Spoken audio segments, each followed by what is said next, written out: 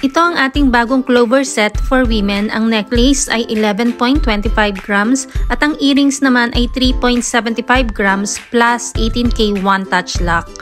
Lahat ito ay 24K Korean gold. Hetong ating earrings, 3.75 grams yung kanyang palawet na 24K at 18K naman yung nasa taas na bilog kaya lampas ito sa 3.75 grams kasi may 18K one-touch lock pa. Ito naman ang ating clover necklace. Ang pendant ay 3.75 grams at ang chain ay 7.5 grams. Pwede natin itong gawin sa 42 cm or 45 depende sa gagamit. Ito naman ang back part ng ating pendant. Meron siyang konting design, hindi siya super plain. At itong clover design natin ay meron ding bracelet at ring para sa complete set.